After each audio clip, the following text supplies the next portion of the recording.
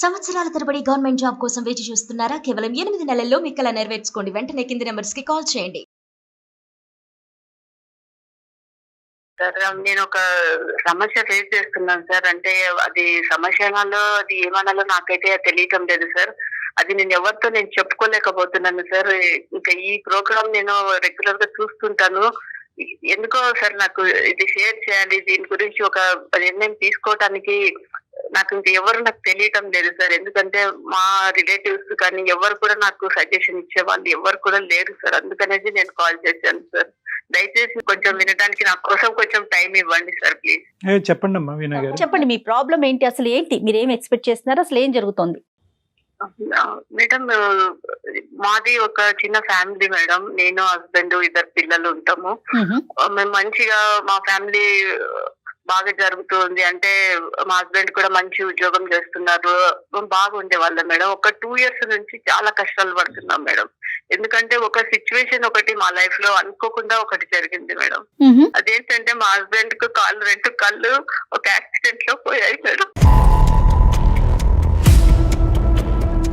అప్పుడు ఆ 2 years నుంచి ఆయన బెడ్ లోనే ఉన్నారు మేడం. ఆయనకు సరిగా ట్రీట్మెంట్ కూడా ఇప్పించలేకపోతున్నారు మేడం. ఎందుకంటే మేము ఫైనాన్షియల్లీ చాలా ఒక దిగజారిపోయిన స్థితిలో ఉన్నాం మేడం. ఎందుకంటే ఆయన మాత్రం సంపాదిస్తున్నారు. ఇప్పుడు సడన్ గా ఆయనకి ఇలా జరిగింది కదా. ఆయన బెడ్ లో ఉన్నారు. ఇద్దరు పిల్లలు చూస్తే చిన్న వాళ్ళుగా ఉన్నారు మేడం. వాళ్ళు స్కూల్ కి వెళ్ళే పిల్లలు మేడం. నాకు ఎవరు కూడా సపోర్ట్ చేసే వాళ్ళు ఎవరు లేరు మేడం. మీ వయసు ఎంతమ్మా? పిల్లల వయసు ఎంత? మీ వారి వయసు ఎంత? ఎంతకాలం అయింది పెళ్ళి? సార్ మా వారి వయసు 41 సార్. మీదమ్మా? నాకు 34 ఉంది సార్. 34. పిల్లలమ్మా? పిల్లలు ఒకరు 12 సంవత్సరాలు ఒకరు ఉన్నారు సార్. ఇంకొకరు 14 years ఒకరు. ఓకే ఓకేనమ్మా.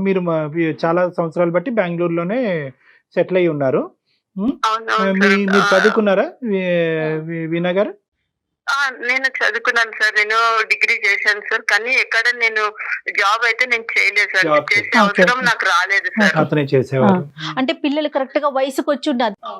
ఇప్పుడు మీ వారైతే కనుక కంటిన్యూస్ గా జాబ్ లోనే ఉన్నారు. బిజినెస్ కాదమ్మా అతను చేసేది జాబ్. ఆయన చేసే జాబ్ సార్. అది ఒక సెమీ గవర్నమెంట్ లాగా ఉంది సార్. అదే కంపెనీ. దాంట్లో చేస్తున్నారు. ఆయనకు 40,000 వరకు శాలరీ వస్తుంది సార్. అప్పుడు సమస్య ఏంటండి చెప్పండి మేడం. సమస్య ఇప్పుడు ఆయన జాబ్ కు వెళ్ళట్లేదు. ఇంకా మాకు ఇల్లు జరగడం చాలా కష్టం అయిపోయింది మేడం. ఇంకా నేను కూడా కొన్ని చోట్ల అక్కడ ఇక్కడ ప్రయత్నాలు చేశాను. కానీ చాలా తక్కువ శాలరీ ఇస్తామంటున్నారు. అలాగే మా హస్బెండ్ ఎక్కడ వర్క్ చేస్తున్నారో వాళ్ళను నేను కాంటాక్ట్ అయ్యాను మేడం. అప్రోచ్ అయ్యాను. వాళ్ళు ఏం చెప్పారంటే వాళ్ళు జాబ్ ఇస్తామన్నారు సార్. నేను వెళ్ళి కలిశాను సార్ జిఎం గారిని. Very good. వాళ్ళు జిఎం గారు నా ప్రొఫైల్ అన్ని చూసారు. నేను కూడా డిగ్రీ చేశాను కదా. చూసారు వాళ్ళు.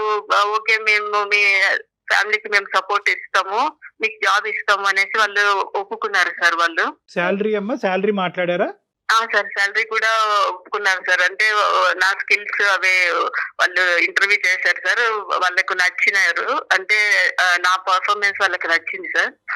అలాగే శాలరీ కూడా 60+ వరకు ప్లస్ నుంచి శాలరీ స్టార్ట్ అవుతుంది. ఎందుకమ్మా ఎక్కువ ఎందుకు ఇస్తున్నారు మీకు? అంటే సార్ నేను వాళ్ళ కంపెనీకి నేను వర్క్ చేయడానికి కొన్ని నా దగ్గర ఎక్స్ట్రా స్కిల్స్ ఉన్నాయి సార్. సో మీ చదువు మీకు ప్లస్ అయింది అనుకోవాలి, అంతే కదా? అది అనుకోకుండా ప్లస్ అయింది మేడం. అందుకనేసి వాళ్ళకు ఎలాంటి క్యాండిడేట్ కావాలో అలాంటి ఒక క్యాండిడేట్ గా నేను దొరికానని వాళ్ళు హ్యాపీ అయ్యారు మేడం. సంతోషం కదా మేడం. చాలా సంతోషంగానే ఉంది. కానీ మేడం వాళ్ళు ఒకటి అడిగారు మేడం. అది ఎలా చెప్పాలో మీకు నాకు తెలియటం లేదు మేడం. వాళ్ళు అంటే ఎవరమ్మా?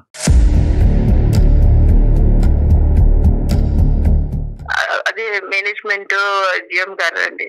జిఎం గారు. ఓకే. ఏం అడిగారమ్మా? లంచం అడిగారా? లేదు సార్, లంచం ఏం అడగలేదు సార్. ఎందుకంటే మా దగ్గర డబ్బులు లేవు కదా సార్. వాళ్ళకి తెలుసు మేము చాలా ఫైనాన్షియల్లీ డౌన్ పొజిషన్ మాకు ఉంది తెలుసు సార్. వాళ్ళు లంచం ఏం అడగలేదు సార్. వాళ్ళు సంకోచించకుండా చెప్పండి అమ్మా. అంతే సార్. అది ఏదైనా చెప్పాలో తెలియటం లేదు సార్. నేను ఏమో సార్, నేను మీకు ఎదురుగా అయితే నేను కనిపించాను కాబట్టి నేను చెప్పాలనేసి అనుకుంటున్నాను. చెప్పండి అమ్మా. మీరు ఏదో పప్పులో కాలేజీకి ముందే చెప్పాలి. ఇలాంటి చెప్పుకుంటేనే ఇలాంటి సమస్యలకు పరిష్కారం. చెప్పండి, మాకు కొంతవరకు అర్థం అవుతుంది. కానీ మీరు విడమర్చి చెప్పండి. అంటే వాళ్ళు నన్ను ఒకటి అడగడానికి ఒకటి అడిగారు సార్.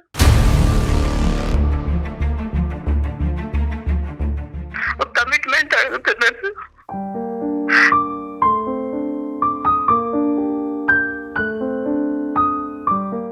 అతను మీకు ఇంతకు ముందు పరిచయం ఉందమ్మా? అంటే మీ హస్బెండ్ వర్క్ చేస్తున్నప్పుడు ఎప్పుడన్నా మీరు కనిపించారు అతనికి ఎక్కడన్నా ఫంక్షన్స్ లో కానీ ఏదన్నా? ఎప్పుడు చూడలేదు? లేదు సార్, నేనైతే ఎప్పుడు అంటే మా హస్బెండ్ కు సంబంధించి అక్కడ కంపెనీలకు వెళ్ళడాలి అలాగే నేను ఎప్పుడు వెళ్ళలేదు సార్ వెళ్ళలేదు. ఇంతవరకు. అంటే నేను ఫస్ట్ టైమే నేను వాళ్ళని మీట్ అయినాను సార్. అంటే జాబ్ విషయంలోనే నేను వాళ్ళని మీట్ అయినాను. ఇంతవరకు నేనైతే ఎప్పుడు చూడలేదు సార్ వాళ్ళని. అమ్మా అసలు లోపల నుంచి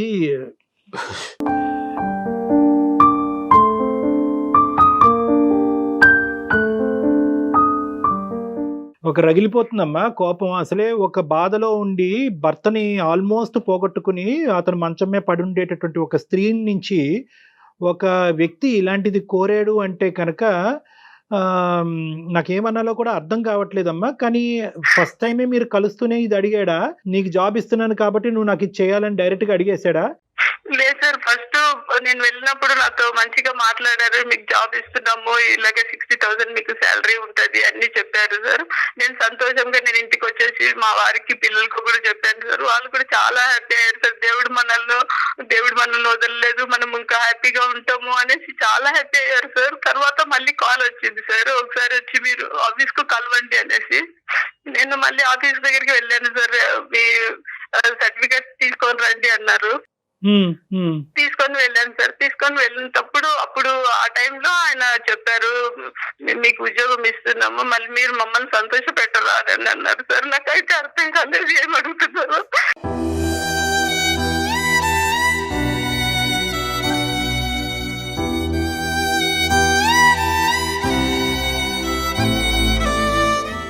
అంటే నేను అన్నాను, అంటే సార్ మేము లంచాలు అవి ఇవ్వడానికి మా దగ్గర ఏం లేదు సార్, మేము తీర్చుకుంటాము సార్ ఎప్పుడైనా కూడా.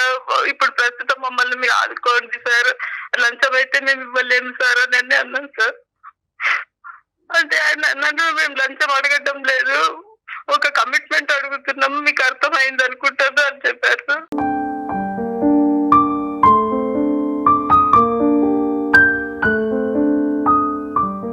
చెప్పులు వేసుకుని వెళ్ళావుగా? అవును సార్. మరి ఎడం కాలు చెప్పు ఎందుకు తీయలేదు? సార్ అది నా పరిస్థితి ఇలా ఉంది, నేను ఏం చేయాలో ఒక కన్ఫ్యూజన్ లో ఉన్నాను సార్. వీణా, ఏం పరిస్థితి అమ్మా? ఏం పరిస్థితి? అతను అడిగింది ఏంటి, మీరు మాట్లాడేది ఏంటి? మేడం పరిస్థితులు అంటే ఏంటి? మేడం నేను ఒక 2 years నుంచి 2 సంవత్సరాల నుంచి ఎంత కష్టపడుతున్నాను అయ్యుండొచ్చు. ఎవరికి తెలియదు మేడం. నా హస్బెండ్ ట్రీట్మెంట్ ఇవ్వలేకపోతున్నాను, పిల్లలకు సరైన భోజనం పెట్టలేదు, పిల్లలు స్కూల్ ఫీజులు కట్టలేకపోతున్నాను, చాలా బాధపడుతున్నాను మేడం.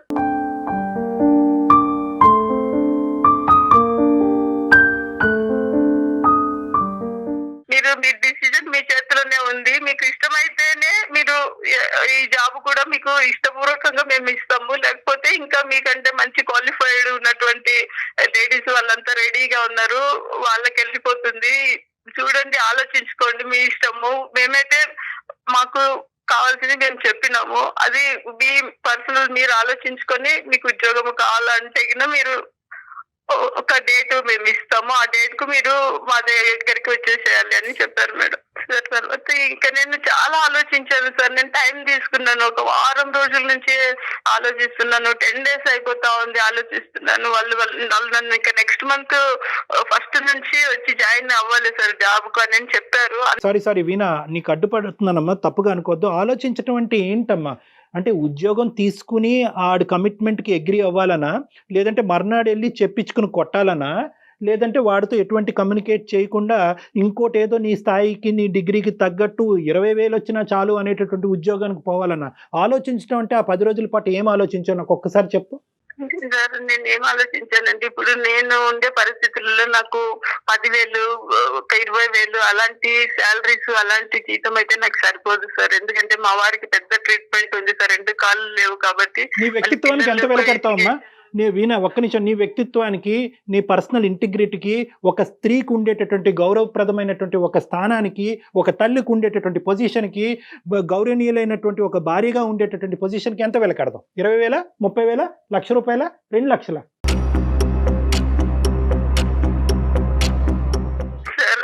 No, sir no. నేను ఇలాగా సార్ నేను ఒక మాట అంటాను సార్, మీరు పెద్దవాళ్ళు సార్, మీకు అన్ని నాలెడ్జ్ ఉంది సార్, మీరు నన్ను తప్పుగా అర్థం చేసుకోవచ్చు పెద్ద చిన్న కాదు సార్. నాన్న. చాలా ఇలా జరుగుతున్నాయి సార్, అయితే చాలా మంది నాలాగా చెప్పుకోలేకపోతున్నారు, నేను అయితే చెప్తున్నాను సార్ మీకు. లేదు నాన్న, నా ఈ రోజు పొజిషన్ ఇలా ఉంది. ఇప్పుడు వీణ 1,00,000 మంది మా దగ్గరికి రాలేదు.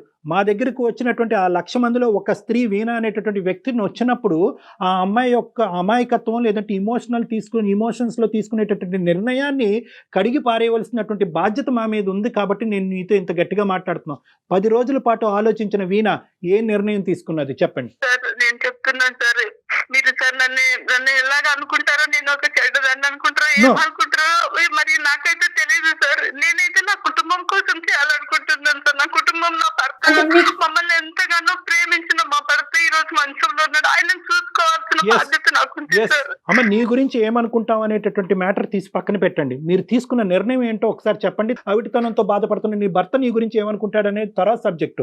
నువ్వు ఏం నిర్ణయం తీసుకున్నావు, ఎందుకు తీసుకున్నావు? దానికి ఒప్పుకోవాలనేసి నిర్ణయం అయ్యో తీసేసుకున్నాను సార్ దేవుడు. already.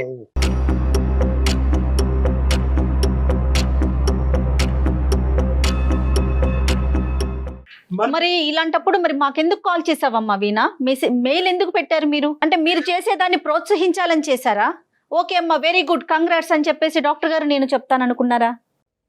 లేదు మేడం, నాకు అలాంటి ఉద్దేశం లేదు మేడం. ఇది నేను ఎవరితో షేర్ చేసుకోలేకపోతున్నాను మేడం. నా ఇంట్లో నా భర్తను చూస్తే నాకు దుఃఖం కాదమ్మా, నువ్వు వస్తుంది. షేర్ చేసుకోవటం కోసం చేసావా, సలహా కోసం చేసావా? ఇప్పటి వరకు 12-13 సంవత్సరాల పాటు అబద్ధం ఆడినటువంటి నీ భర్త మంచం మీద కూర్చుని, ఏవండి నేను ఇలా 60,000 జీతం తీసుకునే ఉద్యోగం తీసుకోబోతున్నాను, దానికి ఈ కమిట్మెంట్ కూడా ఉంది అని చెప్పే దమ్ము ధైర్యం నీకు ఉందా నాన్న? సార్ నేను అలా చెప్పలేను సార్. నేను లైఫ్ లో ఎప్పుడు అంటే నీకు నీ అంతరాత్మకు తెలుసు 60,000 అనేటటువంటిది నీ కుటుంబాన్ని తీసి గట్టెక్కిస్తాదనే నమ్మకం నీకు ఎంత ఉందో, నువ్వు తప్పు చేస్తున్నావు అనేది నీ అంతరాత్మకు తెలుసు. కాబట్టి నీ భర్త కళ్ళల్లోకి చూసి చెప్పలేనటువంటి దుర్భర పరిస్థితిలో నువ్వు ఉన్నావు వీణా. ఒక్కసారి దాన్ని తట్టు. బయట సూపర్ఫిషియల్ గా మాట్లాడేటటువంటి కనిపించేటటువంటి ఈ బాధలను కాదు, లోపల ఉండేటటువంటి అంతరాత్మ ఈ రోజు కాదు రేపు అడుగుతుంది ప్రశ్నలు, నిన్ను చంపేస్తుంది, ప్రశ్నలతో చంపేస్తుంది నీ అంతరాత్మ. రేపొద్దు నిన్ను పడుకోనివ్వదు, తిన్నివ్వదు, ఒక తల్లి పాత్రలో ఒక భార్య పాత్రలో కూర్చునే స్థానాన్ని నీకెవ్వదు. నీ వైపు నీ అంతరాత్మ పదే వేలెత్తి చూపెట్టి మూర్ఖురాలా ఎంత పిచ్చి పని చేసావు అనేటటువంటిది ఒక భాష వాడుతుంది. అది తట్టుకునే దమ్ము ధైర్యం నీకు ఉందో లేదో ఒక్కసారి ఆలోచించుకో. సార్ చాలా ఆలోచించాను సార్, రాత్రి మొదలు నేను ఇదే ఆలోచించాను సార్.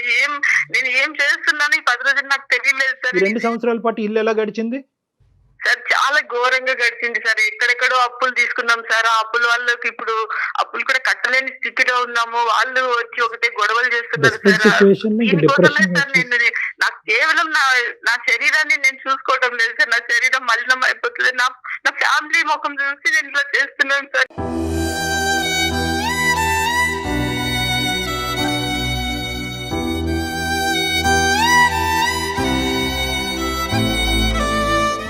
నేనైతే ఇది నా రిలేటివ్స్ కు ఎవరికి, నా ఫ్రెండ్స్ కి ఎవరికి చెప్పలేవు.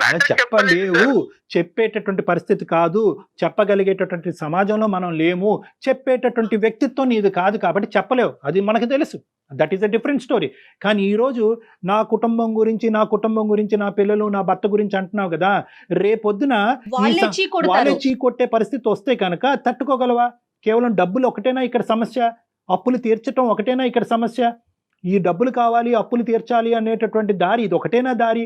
ఒళ్ళు అమ్ముకుంటేనేనా? సారీ ఇలా మాట్లాడుతున్నాను, తప్పుగా అనుకోకండి. ఈరోజు మీ శరీరాన్ని పణంగా పెట్టారు మీరు అక్కడ. మీ శరీరాన్ని, మీ వ్యక్తిత్వాన్ని, మీ ఇంటిగ్రిటీని, మీ గౌరవాన్ని, మీ కుటుంబ ప్రతిష్టని, పరువుని అన్నిటిని ఈరోజు పణంగా పెట్టారు. ఇంకో సంవత్సరం అయినా పస్తులు ఉండొచ్చేమో కానీ దయచేసి ఇటువంటి నిర్ణయానికైతే మాత్రం రాకండి అమ్మా. చాలా బాధగా ఉంది, గుండె రగిలిపోతుంది. దానికి పైపెచ్చు 10 రోజులు ఆలోచించేశానండి, 11వ రోజు నిర్ణయం తీసేసుకున్నానండి. అయినా కానీ మీకు ఒకసారి చెప్పాలి కదా, ఎవరికి చెప్పుకోలేదు కాబట్టి మీకు చెప్పుకున్నాను. మా కళ్ళల్లో నీ పరువు ఏంటి అనేది ఇంపార్టెంట్ కాదమ్మా. రేపొద్దున మీ పిల్లలు, మీ భర్త మిమ్మల్ని ఎలా చూడబోతున్నారు అనేటటువంటిది మోస్ట్ ఇంపార్టెంట్ ఆస్పెక్ట్. ఈ రోజు ఇక్కడ నిర్ణయం తీసుకున్న తర్వాత మా దగ్గరికి రావటం ఏంటమ్మా? ఎందుకు తీసుకున్నారు అలాంటి నిర్ణయం? మీ తల్లిదండ్రులు ఎందుకు నిన్ను కని పెంచి పెద్ద చేసి ఒక గౌరవప్రదమైనటువంటి ఒక ఇంట్లోకి ఎందుకు పంపించారు? ఎందుకు వెనక ముందు ఎందుకు ఆలోచించట్లేదు మీరు? బహుశా మీరు ఏమైనా డిప్రెషన్లో ఉన్నారా? ఒక భావోద్రేకంలో ఉన్నారా? ఆలోచన శైలి కోల్పోయారా? మీ ప్రశ్న మీరే అడుక్కుని మీ సమాధానం మీరే చెప్పుకుంటున్నారా? నేను ఈ నిర్ణయం నేను తీసుకున్నాను సార్. తీసుకోవడం వల్ల ఒకవేళ ఫ్యూచర్ లో నాకు ఇంకా ఏదైనా నాకు ఎఫెక్ట్ జరుగుతుందా, నా పిల్లల పైన ఇది ఏదైనా ప్రభావం చూపిస్తుందా, అది మేము లేకపోతే చెప్పాలా future వీణా? కానీ ఇది నాకు ఆలోచన చాలా ఎక్కువ అయిపోయింది మేడం. ఏం చేయాలి? వీణ గారు ఒక్కసారి వినండి. ఆ విషయం ఇంకొకరు చెప్పాలా అండి? ఫ్యూచర్లో ఏదైనా ఎఫెక్ట్ అవుతుందా? పిల్లల వైపు నుంచి ఏదైనా వ్యతిరేకత వస్తుందా? సమాజం నుంచి కానీ, మీ భర్త వైపు నుంచి కానీ, కుటుంబ సభ్యుల నుంచి కానీ వ్యతిరేకత వస్తుందా అనే విషయం ఇంకొకరు చెప్పాలా? ఎవరు అక్కర్లేదమ్మా. మీరు ఒక మూడో వ్యక్తి స్థానంలో నిలబడి మీ అక్కో, మీ చెల్లో, మీ తల్లో, మీ బెస్ట్ ఫ్రెండ్ ఈ పని చేసేటట్టయితే కనుక ఏం మీరు చెప్తారు? యాక్సెప్ట్ చేస్తారా? మీరేం చెప్తారు? సార్ ఇప్పుడు నేను కరోనా టైం కంటే కొంచెం ముందు మా హస్బెండ్ కు యాక్సిడెంట్ జరిగింది సార్. తర్వాత నుంచి కరోనా స్టార్ట్ అయింది. ఓకే. అప్పుడు ఆ టైంలో ఆ కరోనా టైంలో సిచ్యువేషన్స్ టీవీలో ఇవన్నీ చాలా చూసాం సార్. అంటే చనిపోతే ఆ శవాలను తీసుకెళ్లి వాటర్ లో పడేయడము, అంటే వాళ్ళని ధన సంస్కారాలు చేయకుండా, ఇంట్లో వాళ్ళని చూడకుండా, ఇవన్నీ చూసినప్పుడు సార్ నాకేమనిపించింది అంటే ఈ శరీరము చనిపోయిన తర్వాత దీనికి ఒక 1 రూపీ కూడా వాల్యూ లేదు కదా, కనీసం బట్టలు కూడా కడతారో లేదో తెలియదు కదా మనకైతే. ఆ కరోనా టైంలో ఎంతో మంది చనిపోయారు డాక్టర్ గారు, మీకు తెలుసు కదా. ఎంతో మంది ఎలాగ పడేశారు, వాళ్ళ ఫ్యామిలీలకు కూడా చూడలేని ఫ్యామిలీ కూడా వెళ్ళి చూడలేకపోయారు కదా. ఇలాంటి శరీరం కోసం నేను ఎందుకు ఇంతగా బాధపడాలి? ఈ శరీరం అక్కడ శరీరాలు పోయినాయి, కానీ శరీరాలు పోయినాయి, శరీరాలు చాలా కొట్టుకుపోయినాయి, చాలా మంది చనిపోయారు, దిక్కులేనటువంటి చావులు చాలా మంది చచ్చిపోయారు. కానీ వ్యక్తిత్వాన్ని, ఆలోచన శైలిని, కుటుంబ పరువుల్ని తాకట్టు పెట్టుకునేటటువంటి పరిస్థితి ఎవరికి రాలేదమ్మా. అది డిఫరెంట్ స్టోరీ. నువ్వు అనవసరంగా ఎక్కువ ఆలోచించి కన్ఫ్యూజ్ అవుతున్నావు. మీ వ్యక్తిత్వం ఇంపార్టెంట్. ఇదే శరీరాన్ని మీరు ఎప్పుడూ అమ్మేసుకుని ఉండేవచ్చు. కాదు కళ్యాణ్ గారు, ఇప్పుడు తను తీసుకున్న నిర్ణయానికి మిగతా అన్నిటిని ఆపాదించుకొని ఇది కరెక్టే అని తనకు తాను స్వాంతన పొందుతున్నట్లు అనిపిస్తోంది నాకు. ఇప్పుడు మీ లోపల, అవును మేడం, ఇప్పుడు ఏమవుతుంది అంటే కనుక మీ లోపల ఒక డిఫెన్స్ మెకానిజం ఉందమ్మా. అదే ఈ రోజు మాకు ఫోన్ చేయించింది. పచ్చిగా చెప్పాలి అంటే మీ లోపల ఉండేటటువంటి అంతరాత్మ, ఇన్నర్ కాన్షియస్ ఏదైతే ఉందో, సిక్స్త్ సెన్స్ అంటూ ఉంటారు కదా, అది చేసింది. మీరు చేయలేదు ఫోన్. ఇది అతను ఎవరైతే మీ జిఎం ఉన్నాడో ఆ మహానుభావుడు, వాడికి ఒక నమస్కారం అమ్మా. చాలా మందికి నమస్కారాలు పెట్టాలి. అలా అయితే అలా కాదు. మీరు ఇప్పుడు వాడు ఎవడైతే ఉన్నాడో ఈ 2 సంవత్సరాల పాటు మీ భర్త లేనటువంటి స్థానాన్ని భర్తీ చేయటం గురించి ఎంతమందికో చేపలకు ఎరేసినట్టుగా ఎరేసాడు. చాలా మందికి ఎరేసాడు. కానీ ఈ ఎరలో పడేటటువంటి వాళ్ళు ఎలాంటి వాళ్ళు అంటే కనుక, ఏ స్త్రీ కూడా కావాలని చెప్పి తన యొక్క శరీరాన్ని వెళ్ళి అక్కడ తాకట్టు పెట్టదమ్మా. మీలాంటి డెస్పరేట్గా దిక్కుతోచనటువంటి పొజిషన్లో, డిప్రెషన్లో ఉండి ముందు నుయ్యి వెనకతలు గొయ్యి ఉండేటటువంటి మీలాంటి స్త్రీలు పడేటటువంటి ఎర, మీలాంటి వాళ్ళు పడేటటువంటి దాంట్లోనే అతను ఒక వల పనుకుని అక్కడ కూర్చున్నాడు. నువ్వు వెళ్ళి అందులో పడ్డావు. కాబట్టి నిన్నేం చేశాడంటే రోడ్ బ్లాక్ చేశాడు, శాండ్విచ్ చేశాడు. నువ్వు కాకపోతే వేరే అమ్మాయి వస్తుంది, ఈ అమ్మాయి కాకపోతే వేరే అమ్మాయి వస్తుంది అంటే ఏంటి? మిమ్మల్ని సైకలాజికల్గా ఎలా మారుస్తున్నాడంటే కనుక, శరీరం అప్పచెప్పేటటువంటి వాళ్ళలో లిస్ట్లో నువ్వు ఒక్కదానివే లేవు, చాలా మంది ఉన్నారు. సో వాళ్ళందరూ చేయగా నువ్వు తప్పు చేయడంలో తప్పు లేదు, నీ కుటుంబాన్ని నువ్వు చేస్తున్నావు అనేటటువంటిది ఒక గిల్ట్ ఫీలింగ్ నీలో రెచ్చగొట్టేటటువంటి ప్రయత్నం చేశాడు. సో అందులో నువ్వు పడ్డావు. ఇక్కడ ఇలాంటి మగాళ్ళు లేకుండా ఉండేటటువంటి ప్రపంచాన్ని నువ్వు ఊహించుకోవటం కష్టం. కానీ అట్లీస్ట్ నీ సెన్సిబిలిటీ ఉపయోగించు. ఈ 60,000 వస్తున్నాయి, ఫైనాన్షియల్గా నా కుటుంబం సేఫ్ గార్డ్ అవుతుంది, పిల్లల ఫీజులు కడతాను, భర్తను చూసుకోగలను అనేటటువంటిది ఒక పరిధి. ఇది కాపాడుకున్న తర్వాత ఇంకా జీవితంలో విలువైనటువంటి ఇంకో పెద్ద అంశం ఏదన్నా పోతుందా అనేటటువంటి ఆలోచనతో ఒక్క అడుగు ముందుకేసి ఆలోచించమని చెప్తున్నాను, నేను విన్నపించుకుంటున్నాను. వీణా, మీరు తీసేసుకున్న నిర్ణయానికి రకరకాల కారణాలని ఆపాదించుకుంటున్నారు వీణా. మేడం నేను ఒక్కటే చెప్పదలుచుకున్నాను మేడం, నా స్థానంలో వేరే స్త్రీ ఉంటే కింద మేడం ఎప్పుడో ఒక 3 years ముందుగానే ఆయనను వదిలేసి, ఫ్యామిలీని వదిలేసి తన సుఖం తను చూసుకొని వెళ్ళిపోతుంది మేడం. నేనైతే త్యాగం చేసి నా భర్తను కాపాడుకోవాలి, నా పిల్లల్ని చదివించుకోవాలని చేస్తున్నాను మేడం. నాకు ఎన్నో అప్పులు, బాధలు మేడం. ఎవరు తీరుస్తారు మేడం? అందరు చెప్తారు మేడం, మంచిగా చెప్తారు మేడం. మేడం నేను మిమ్మల్ని తప్పుగా నేను చెప్పడం లేదు మేడం. వేరే వాళ్ళు కూడా ఎవరైనా కూడా నాకు ఇలాగే చెప్తారు మేడం. కానీ వాళ్ళు ఎవరు నా సమస్యలు తీర్చలేరు కదా మేడం. లైఫ్ లాంగ్ ఎవరు చెయ్యరు కదా మేడం. మీరే ఆలోచించండి. నువ్వు ఏ స్త్రీ గురించి మాట్లాడుతున్నావు నాకు అర్థం కావట్లేదు వీణా. నువ్వు ఏ XYZ స్త్రీ గురించి మాట్లాడుతున్నావు నాకు అర్థం కాలేదు. కానీ ఇటువంటి పరిస్థితుల్లో ఉండే ఏ స్త్రీ అయినా కూడా చాలా మంది స్త్రీలు ఉన్నారు సార్, చాలా మంది ఉన్నారు సార్. అయితే వాళ్ళు బయటికి రాలేకపోతున్నారు సార్, ఇరుక్కుపోయినారు సార్. వాళ్ళ ఫ్యామిలీలో, సొసైటీలో ఇరుక్కుపోయి ఏం చాలా తెలియక బాధపడుతున్నారు సార్.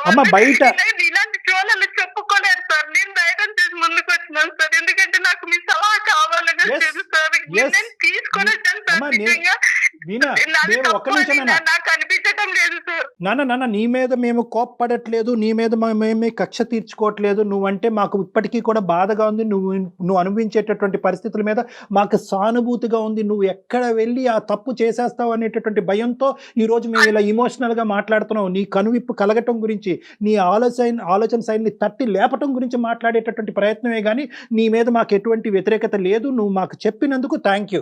ఎందుకంటే కనుక ఈరోజు నిన్ను కాదు, మీ మొత్తం కుటుంబాన్ని కాపాడేటటువంటి పెద్ద బాధ్యత మేము తీసుకున్నందుకు మేము ఆనందపడుతున్నాం. ఈరోజు అట్లీస్ట్ ఇక్కడితో నిన్ను కాపాడి నీ కుటుంబాన్ని కాపాడితే కనుక అదే మాకు హ్యాపీనెస్ అమ్మా. అవును అమ్మ, ఒకటి ఈరోజు నన్నెవరు కాపాడతారు అంటే కనుక నీకు ఉండేటటువంటి స్థానంలో నిన్ను ఎవరు కాపాడరమ్మా. నిన్ను నువ్వే కాపాడుకోవాలి. నీ క్వాలిఫికేషన్ ఉంది, నీకు ఎలిజిబిలిటీ ఉంది.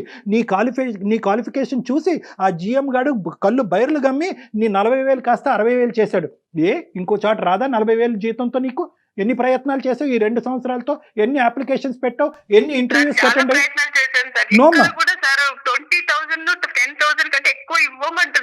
అమ్మ 10,000 అమ్మ 10,000 నువ్వు 40,000 ఫిగర్ చూసి ఒకేసారి 60,000 చూసేటప్పటికి నీ కళ్ళు బయర్లు గమని నువ్వు ఏదో ఒక కొత్త ప్రపంచాన్ని చూడటం మొదలు పెట్టావు. ఇదేంటి ఒక లాటరీ టికెట్, ఒక బోనస్ తగిలినట్టుగా నువ్వు ఫీల్ అవుతున్నావు. కాబట్టి నీకు 60 నీకు నీకు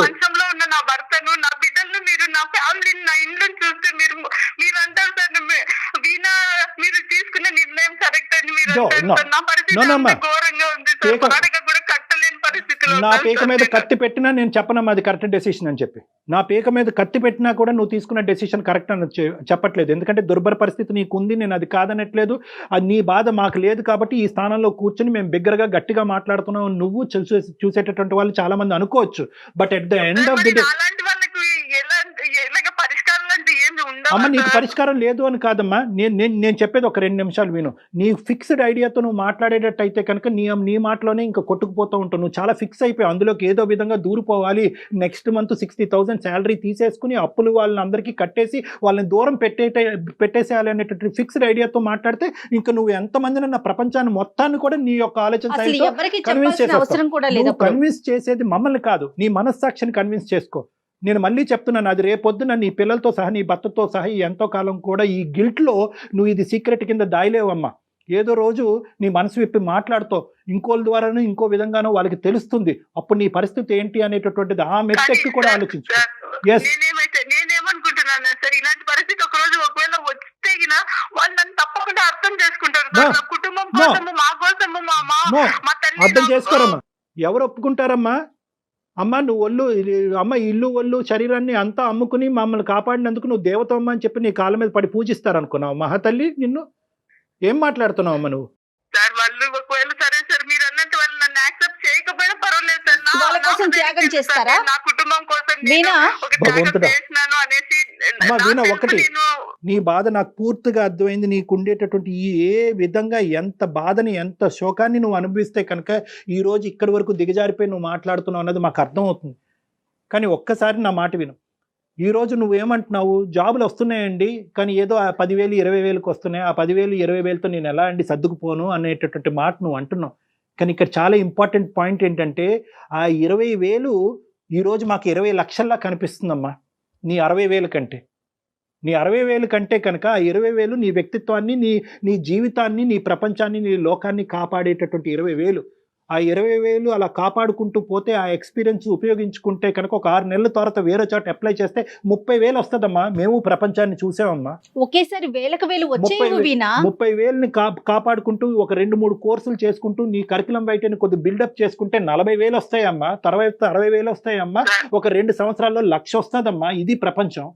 మనకు వచ్చే 20,000 10,000తోనే మీరు అంటున్నారు కదా సార్ పెరుగుతాయని. మరి నా భర్త కాళ్ళు రావాలి, ఆయన కాళ్ళు నేను ఆపరేషన్లు సర్జరీలు చేపించాలంటే లక్షల్లో తీసుకుంటారు సార్. హాస్పిటల్లో ఖర్చులన్నీ మీకు తెలుసు సార్ ఎలా ఉంటాయి అనేది. మరి నేను ఆ వేళ్లతో నా ఇల్లు గడుపుకోవాలా? ఆయనకు ట్రీట్మెంట్ నేను ఎలాగ ఇప్పించగలను సార్? ఆయన నేను నడిపించాలి సార్, ఆయన నడవాలి సార్. ఎందుకంటే ఆయన నా భర్త కాబట్టి. ఆయన కోసం, ఆయన మా కోసం ఎంతో చేశారు. నేను ఇప్పుడు ఆయన కోసం ఏమో చెయ్యాలి సార్. నేను అనట్లేదమ్మా, నువ్వు చెడ్డదనం అని అనట్లేదు, నువ్వు అమాయకురాలు, ఇది పిచ్చితనం అని ఇందాక నుంచి అందుకే అంటున్నాను. నిన్ను బ్యాడ్ అనట్లేదు, మ్యాడ్ అంటున్నాను. నీకు తెలియట్లే, నువ్వు చేసేటటువంటి నీ ఆలోచన వెళ్తుంది. ఒకటమ్మా, ఫైనాన్షియల్ డిమాండ్ బట్టి దిగజారిపోయేటటువంటి దుస్థితికి మన సమాజం ఇంకా పోలేదమ్మా.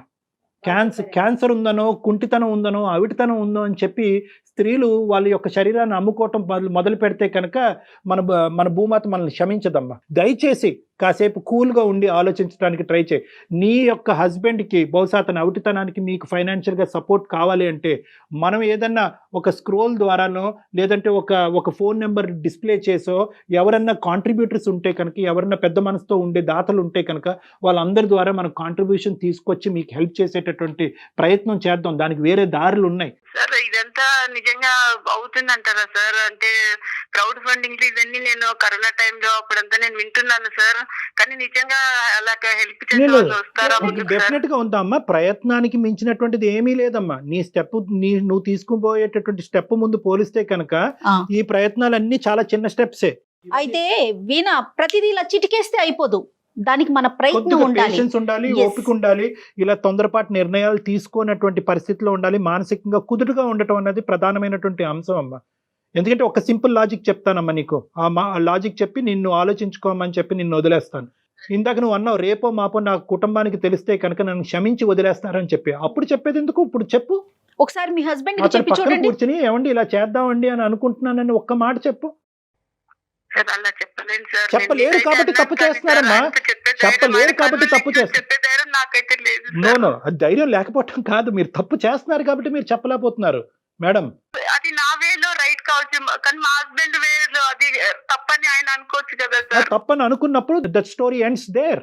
ఫుల్ స్టాప్ పెట్టండి. ఎందుకంటే ఇది కుటుంబానికి సంబంధించినటువంటి వ్యవహారం. కేవలం వీణ 100 అయినా 106 అయినా ఏదో విధంగా డబ్బులు తెచ్చేయమని చెప్పి ఎవరు మాట్లాడట్లేదు ఈ రోజు. ఇక్కడ డబ్బులు ఎంత అవసరమో దానికంటే 100 రెట్లు పరువు అనేటటువంటిది అవసరం అని భావించే కుటుంబం ఇది. అది మర్చిపోవద్దు. Go for salary. నేను ఇందాక నేను చెప్పినటువంటి ప్రిన్సిపల్, తక్కువ శాలరీ అన్న స్టార్ట్ చేయండి అమ్మా. కోర్సెస్ డెవలప్ చేసుకోండి, కరికులం బయట బిల్డ్ చేసుకోండి, మళ్ళీ రీఅప్లై చేసుకోండి. విపరీతంగా పెరిగిందమ్మా ప్రైవేట్ ఎంప్లాయ్మెంట్, భయంకరంగా పెరిగింది. గవర్నమెంట్ జాబ్స్ వస్తున్నాయో లేదో నాకైతే తెలియదు, కానీ ఎంప్లాయ్మెంట్ ఆపర్చునిటీస్ బాగా పెరిగినాయి. పోస్ట్ కోవిడ్ అంతా నాశనం అయిపోద్ది అనుకున్నారు ప్రపంచం అంతా. ఆపర్చునిటీస్ పెరిగినాయి, నిరుద్యోగం అనేది తగ్గింది ప్రైవేట్గా. కానీ ఎటొచ్చి ఏంటంటే స్టార్ట్లో గోస్లో ఒకేసారి నాకు అప్పులు ఎక్కువ ఉన్నాయి కాబట్టి ₹1,00,000 జీతం కావాలి అంటే అవ్వదు. 20,000 సంపాదించండి, కొద్దిగా అప్పులు తీర్చండి, 30,000 సంపాదించండి, అక్కడ అప్పులు తీర్చండి. ఏమైనా ప్రైవేట్ అప్పులు ఉంటే కనుక ఈ పే స్లిప్స్తో వెళ్ళి ఏదైనా ఒక బ్యాంక్ లోన్ తీసుకుని ఆ బ్యాంక్ లోన్ ద్వారా ఫస్ట్ ఈ ప్రైవేట్ లోన్స్ ఇష్టానుసారం వడ్డీలు వసూలు చేసి ఈ ప్రైవేట్ లోన్స్ క్లియర్ చేసుకోండి. ఈ విధంగా ఆలోచించండి. లేదంటే నా దగ్గరకు రండి, వచ్చి ఒకసారి మాట్లాడుకుందాం. హైదరాబాద్ ఒకసారి రండి వీణా, మీరు ఒకసారి డాక్టర్ గారితో కూర్చుందరు కానీ డాక్టర్ గారు మాట్లాడతారు మీతో పర్సనల్ గా. అదే మేడం, దీని గురించి ఏం చేయాలో తెలియకనే నేను మేడం మీ దగ్గరికి వెరీ గుడ్ మెయిల్ పంపించినాను మేడం. అంటే ఇట్లా ఏదైనా సలహా నాకు ఇస్తారేమో అనే ఉద్దేశంతోనే పెట్టాను మేడం. గుడ్ లక్ అమ్మా. ఆలోచించుకుని ఒకసారి వచ్చి డైరెక్ట్ కలమ్మా. ఈ లోపల జయ గారు క్రౌడ్ ఫండింగ్ గురించి కూడా మేనేజ్మెంట్ తో మాట్లాడి ఆలోచిస్తారు. మీ నంబర్ ఏదైతే సహాయం చేయగలమో చూద్దాము. ఆ ప్రయత్నం కూడా ఖచ్చితంగా మా సైడ్ నుంచి ఉంటుంది. మాకు సహాయం చేస్తానంటే తప్పకుండా నేను మిమ్మల్ని వచ్చి కలుస్తాను సార్. సూపర్. రండి వచ్చి మాట్లాడండి. ఫస్ట్ ఆఫ్ ఆల్ మీకు ఇంకా మంచి అవగాహన అనేటువంటిది వస్తుంది డైరెక్ట్ కలిసినప్పుడు. థ్యాంక్స్ డాక్టర్ గారు. మేడం మీకు కూడా. నమస్తే.